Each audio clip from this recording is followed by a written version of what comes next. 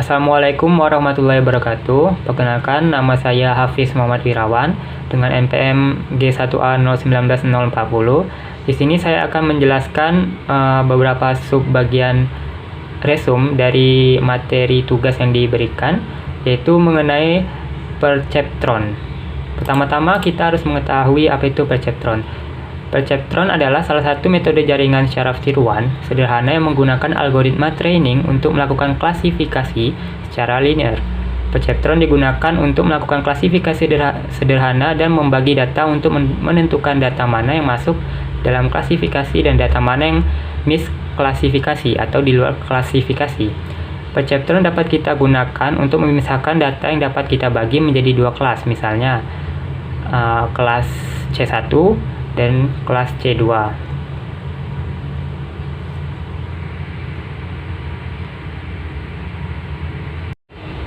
Baiklah, selanjutnya bagaimana cara kerja algoritma perceptron ini? Pertama-tama kita dapat melakukan suatu step, yaitu buat garis secara acak yang tidak mengklasifikasikan data dengan baik. Misal kita membuat sebuah garis di sini, yang mana data-datanya di sini ada yang data warna merah dan biru ham, dan yang misalnya yang merah ini spam. Kemudian apa tujuan akhir kita, klasifikasi goal kita, yaitu split data, yang mana data ini seperti ini garisnya akan membentuk seperti ini. Bagaimana caranya? Caranya adalah kita pindahkan garis tersebut secara perlahan-lahan hingga ia mendapatkan posisi yang bagus. Kita menyesuaikan garis dengan poin-poin yang ada. Bagaimana poin-poin tersebut menginginkan garis tersebut diposisikan agar hasilnya bagus. Kita harus memberitahukan garis ini, kita beritahu bagaimana cara membuat langkah atau step kecil agar hasil lebih baik. Misalnya pada gambar di sini garis menanyakan bagian posisi terhadap titik merah, posisi merah ini. Mereka akan mengatakan oke, karena titik merah tersebut berada di dalam area merah dan garis tersebut dapat lihat sini ya, maksudnya merah ini akan mengatakan oke karena dia berada di posisi warna merah ini, merah sini. Namun untuk titik biru, saat kita tanya titik biru, mereka akan meminta garis biru mendekati ke mereka. Garis biru ini, mereka ingin biru ini mendekati mereka. Hasilnya maksudnya adalah dia ingin biru ini naik seperti ini, sehingga biru ini akan berada di posisi garis biru ini. Artinya sesuai lah, akan meminta garis biru itu mendekati ke mereka karena areanya tidak sesuai. Terus garis ini bergerak perlahan hingga terbentuk biru dan merah berada di posisi yang benar. Dia naik sehingga dia akan ke posisi seperti ini, dapat kita lihat posisi seperti ini, dan merah akan mengatakan ya, oke, benar, I'm good. Yang biru juga mengatakan I'm good, bagus. Berarti ini klasifikasi goal yang kita inginkan. Kemudian bagaimana cara kita menggerakkan garis tersebut? Ada dua cara. Yang pertama adalah translasi. Translasi adalah menggerakkan garis ke naik atau turun sesuai dengan bidangnya. Kemudian ada juga dengan cara yaitu rotasi, yaitu pivot antar garis dengan sumbu X atau Y itu kemudian rotasikan secara searah atau tidak searah jarum jam. Dari sini kalau dia translasi dia hanya geser ke sini, namun kalau dia rotasi dia akan bergerak sesuai dengan perputaran yang diminta. Selanjutnya kita membuat suatu contoh lain. Contoh, misalnya garisnya itu adalah 2x plus 3y sama dengan 6. Jadi kita bisa membuat suatu persamaan, yaitu di sini adalah ax plus by sama dengan c. Di sini c ini dia akan positif jika garisnya naik, kemudian c-nya akan C minus itu garisnya akan turun. C plus plus itu naik. C min min itu garis turun. Kemudian untuk seperti biasanya untuk A dan B, apabila garis A, misalnya di sini ada suatu garis, di sini satu garis, di sini A, kemudian di sini B, apabila A-nya positif, maka garis itu akan rotasi dengan pivot di perputarannya sumbu Y, jadi dia searah jarum jam. Kemudian kalau A-nya negatif, dia akan rotasi dengan pivot sumbu Y juga, tapi berlawanan. Begitu juga dengan titik B, dia akan berotasi juga. Perception triknya itu, pertama kita melakukan suatu tahapannya terhadap AX plus BY plus C ini, itu kita melakukan translasi untuk gunanya adalah agar garisnya naik. Ingat, di machine learning itu dikenal dengan istilahnya learning rate, yang biasa kita tertulis di sini, yaitu learning rate itu, atau biasa dengan lambang kayak lambda ini, itu adalah 0,1. Kemudian ini adalah untuk melakukan langkah yang akan diambil selanjutnya.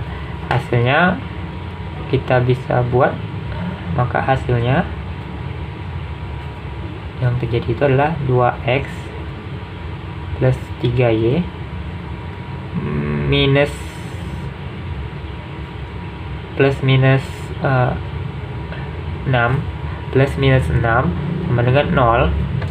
Sini dia akan menjadi minus 0,1 minus 0,1 minus 0,1. Hasil ini maka itu akan menjadi 1,9x ditambah 2,9y kemudian plus minus 6,1. Nah, ini seperti di gambar ini, ya 2 dikurang 0,1 0,9 x, 3y itu minus 0,1 jadi 2,9y, dan min 6 ini menjadi min 6,1 sama dengan 0. Sini ya, pada step pertama kita sudah melakukan, yaitu start with random line dengan equal, yaitu AX tambah BY tambah C sama dengan 0. Di sini kita menggunakan contoh, yaitu 2x tambah 3y sama dengan 6. Yang tadi 2x tambah 3y sama dengan 6. Kemudian pick a large number. Kemudian step 3-nya pick a small number. Nah, di sini kita menggunakan equal learning rate tadi, yaitu 0,01. Kemudian di step 4 repeat 1000 times, pick a random point. Nah, di sini 0,01 ini kita 0,1 ini, yaitu dari sini tadi. Kemudian perceptron trick, di sini kita dapat membuat pertama ketentuan, yaitu C minus sama dengan 0,1, itu artinya naik. Kemudian A yang 2x ini, A 0,2 artinya yaitu rotasi die berlawanan, ya, lawanan. Kemudian mengapa 0,1 dan 0,2? Dengan angka yang sesuai ini didapatkan dari jarak antara titik poin terhadap sumbu Y, di mana nanti Y juga yang sebagai titik rotasinya. Oke, ini yang kita ingat lagi, A plus plus itu searah dan A min ini berlawanan. Ya, ini PQ 4,5.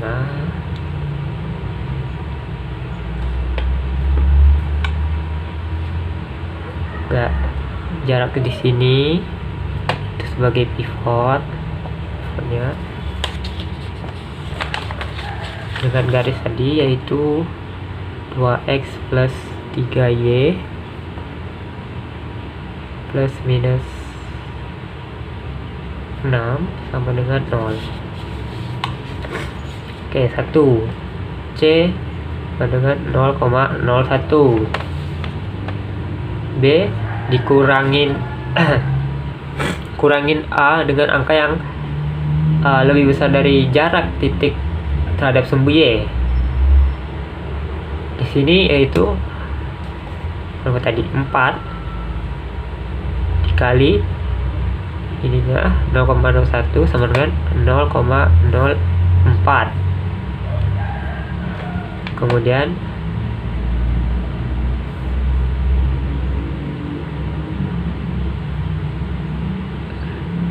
C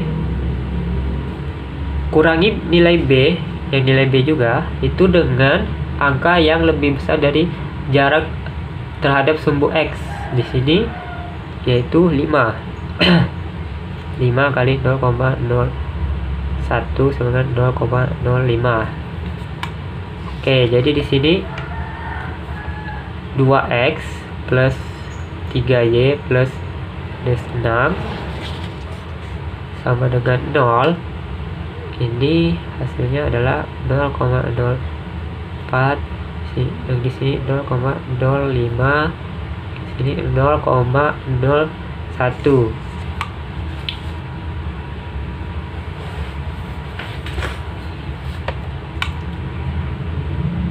Memperhatikan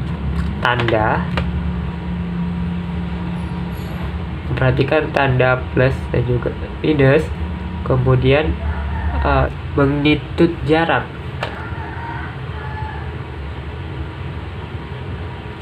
atau jarak AX plus BY plus C sama dengan 0. Jadi ini seperti A dikurang seperti ini tambah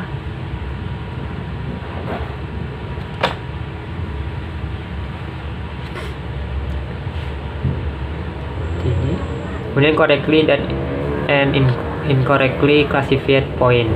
Jadi di sini misalnya yang warna biru tapi dia berada di warna merah, di sini yang merah berada di posisi biru dan ini tidak bisa diapa-apakan. Maksudnya tidak sesuai, tapi emang kita tidak bisa melakukan lebih, jadi bakal ada yang correct dan juga incorrect.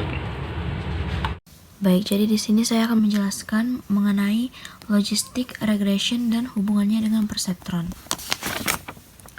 Nah, misalkan di sini kita memiliki large log loss error dan juga small log loss error, di mana large ini merupakan garis yang buruk, sementara small ini merupakan garis yang baik. Nah, misalkan di sini titik yang berwarna hitam itu kita ibaratkan dengan titik yang berwarna merah, sementara titik yang abu-abu ini kita ibaratkan dengan titik yang berwarna biru. Dan untuk daerah merah itu berada di sini, sementara daerah yang biru itu berada di atasnya. Nah, jadi misal kita mengambil turunan dengan menggunakan kalkulus atau gradient descent untuk meminimalkan log loss error. Nah, dari hasil tersebut, maka itulah yang akan memberikan kita algoritma logistic regression. Nah, sebenarnya algoritma logistic regression itu sama tahapan-tahapannya dengan algoritma perceptron. Untuk step pertama atau tahapan pertama itu dimulai dengan garis acak dengan persamaan AX ditambah BY plus C sama dengan 0. Kemudian step kedua itu pilih angka yang besar untuk menentukan berapa pengulangan yang akan kita lakukan atau epochnya itu berapa banyak. Misalkan kita ambil angka 1000. Kemudian step ketiga itu pilih angka yang kecil sebagai learning rate-nya, misalkan 0,01. Kemudian step keempat itu kita ulangi sebanyak 1000 kali. Kemudian pilih titik secara acak dengan koordinat P dan Q. Untuk algoritma perceptron, jika titik terklasifikasi dengan benar, maka kita tidak perlu melakukan apa-apa. Sementara jika terklasifikasi salah, maka pindahkan garis menuju titik. Sementara untuk algoritma logistic regression, jika titik terklasifikasi dengan benar, maka pindahkan garis menjauhi dari titik. Sementara jika titik terklasifikasi salah, maka pindahkan garis ke arah titik. Nah, pada gambar ini kita ibaratkan titik yang berwarna hitam itu merupakan titik yang berwarna merah seperti pada video. Kemudian titik yang berwarna abu-abu itu kita ibaratkan dengan titik yang berwarna biru. Nah, untuk daerahnya itu yang abu-abu ini adalah daerah yang biru, sementara yang hitam itu adalah daerah yang berwarna merah. Nah, dari algoritma ini, untuk hasil akhirnya itu nanti akan terbagi menjadi dua daerah, yang dimana pada daerah sini, daerah atas itu merupakan daerah untuk titik yang berwarna merah, sementara daerah di bawahnya itu adalah daerah biru untuk titik yang berwarna biru. Nah, rumus untuk algoritma perceptron itu jika titik biru berada di daerah merah, maka rumusnya mengurangi 0,01 P ke A kurangi 0,01 Q ke B dan kurangi 0,01 ke C. Sementara jika titik merah berada di area biru, maka tambahkan 0,01 P ke A tambah 0,01 Q ke B dan tambahkan 0,01 ke C.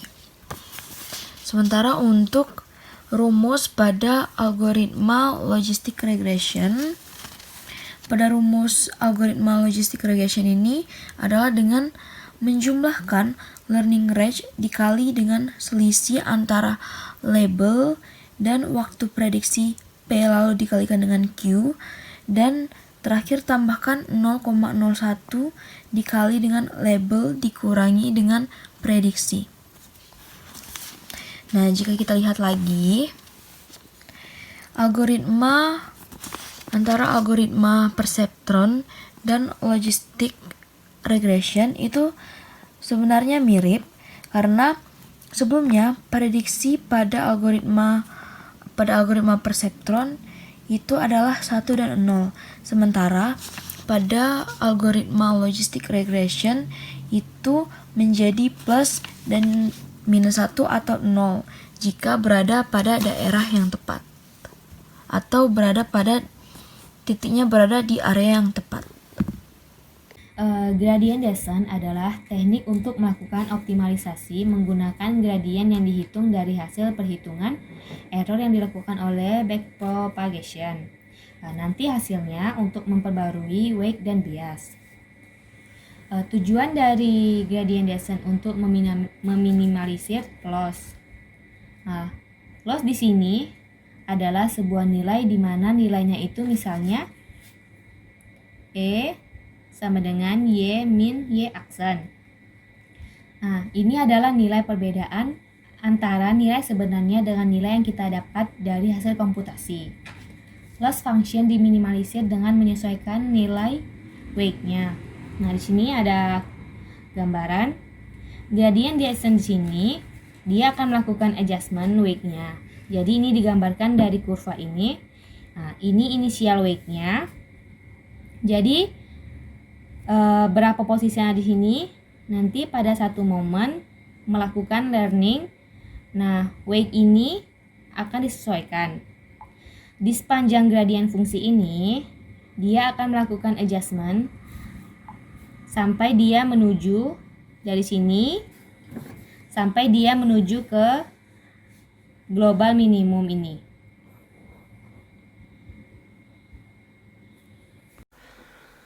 Baiklah, saya Firman Salfarisi akan menjelaskan tentang activation function.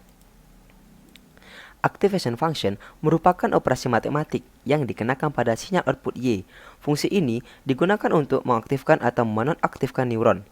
Activation function adalah sebuah titik yang ditambahkan di akhir output dari setiap jaringan syaraf. Activation function juga dikenal sebagai transfer function yang digunakan untuk menentukan output neural network. Activation function dibagi menjadi dua tipe, yaitu linear dan non-linear. Activation function digunakan memutuskan hasil dari neural network seperti setuju dan tidak setuju. Baiklah, selanjutnya yaitu linear activation function. Berikut adalah gambar dari linear function.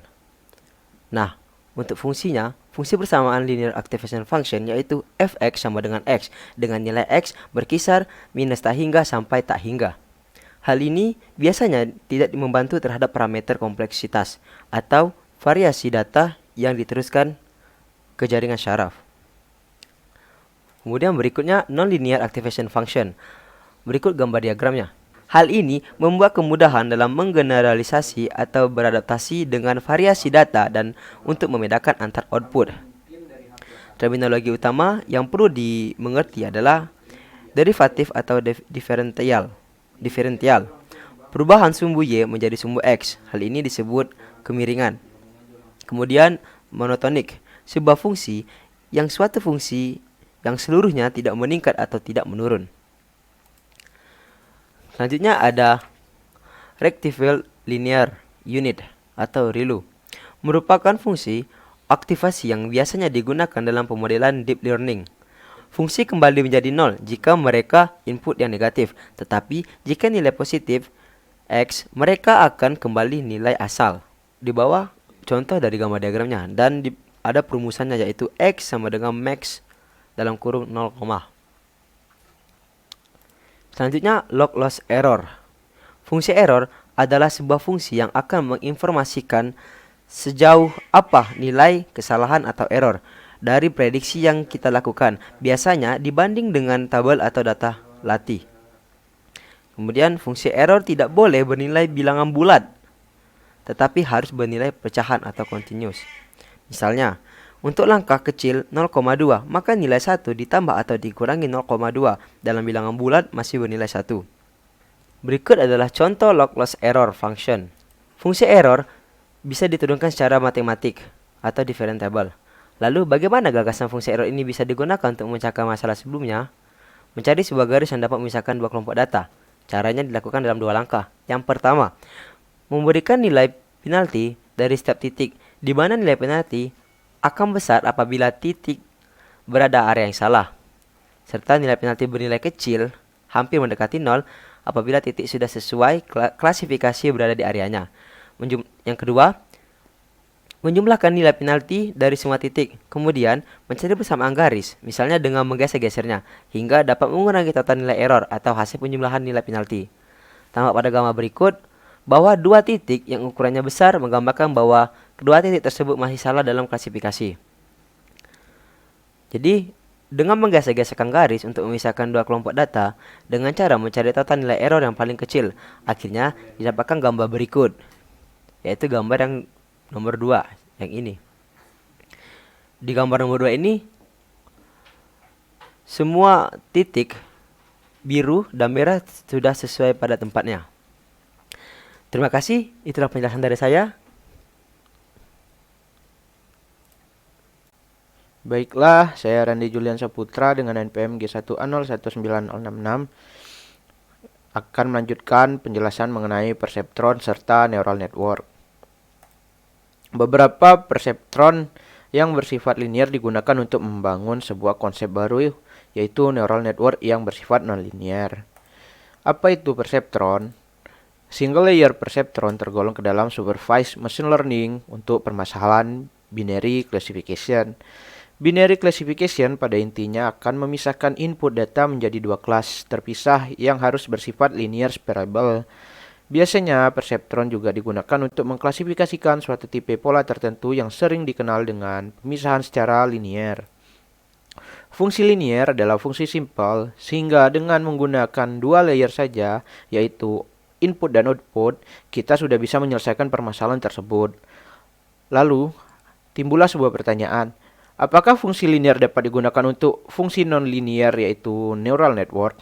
Tentu tidak. Pada neural network, kita tidak bisa menggunakan perseptron dua layer. Sehingga untuk fungsi non-linear, setidaknya kita bisa membutuhkan 3 layer neural network, atau juga dikenal dengan sebutan multi-layer perseptron atau MLP.